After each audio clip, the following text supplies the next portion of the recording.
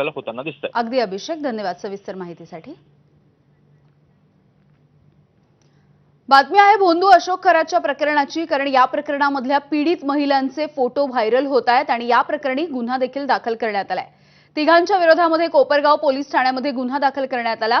कोपरगावामधील काही व्हॉट्सअप ग्रुपवरती हे व्हिडिओ टाकणाऱ्या राहुल शिंदे, त्याला व्हिडिओ देणाऱ्या योगेश आढाव या दोघांच्या विरोधात गुन्हा दाखल करण्यात आलाय।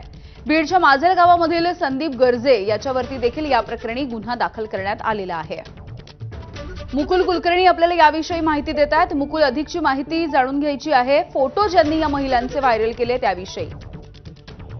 गेल्या अनेक दिवसापासून जसं अशोक खरातचं प्रकरण उघडकीस आलेलं होतं, त्यानंतर अनेक व्हिडिओज मग ते एआयच्या माध्यमातून निर्मित केलेले असावेत किंवा जे ओरिजिनल व्हिडिओ होते, फोटो होते, असे व्हिडिओ अनेक सोशल मीडियावर व्हायरल करण्यात आलेले होते आणि त्यावर वेगवेगळ्या पद्धतीच्या कमेंट देखील येत होत्या। त्यामुळे ज्या पीडित आहेत, जे फिर्यादी आहेत किंवा त्यांचे कुटुंबीय नातेवाईक आहेत, त्यांना नाहक मनस्तापाला सामोरं जावं लागत होतं, त्यांची बदनामी होत होती आणि ह्या संपूर्ण गोष्टींना कुठेतरी आळा बसावा यासाठी एसआयटीच्या माध्यमातून एक पाऊल उचलण्यात आलेलं आहे आणि अशा पद्धतीचे जर व्हिडिओ, फोटो यापुढे कोणी जर व्हायरल करतील तर त्यांना एक अद्दल घडावी यासाठी हा गुन्हा कोपरगावमध्ये दाखल करण्यात आलेला आहे। यामध्ये एका व्हॉट्सअप ग्रुपवर व्हिडिओ सेंड करणारा, त्याला ज्याच्याकडनं व्हिडिओ मिळाला जातो आणि त्याला ज्यांनी व्हिडिओ पाठवला जातो, असे जी चेन आहे ती चेनच आता पोलिसांनी शोधून काढलेली आहे। अगदी मुकुल, धन्यवाद सविस्तर माहितीसाठी।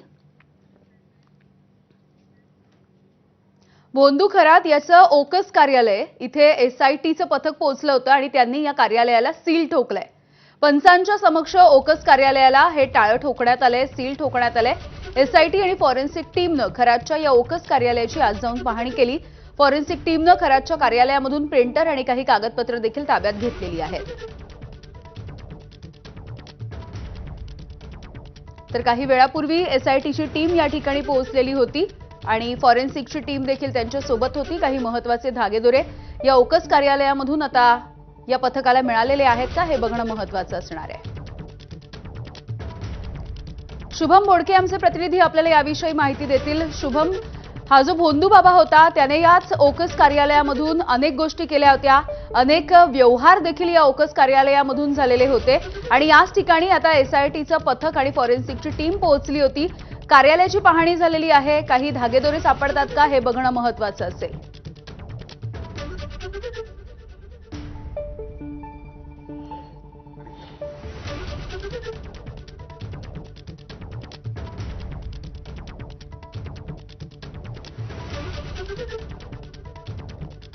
एसआयटीची टीम आणि फॉरेन्सिकची टीम या कार्यालयामध्ये पोहोचलेली आहे। काय अधिकची माहिती आहे, काय नेमकं सापडलंय?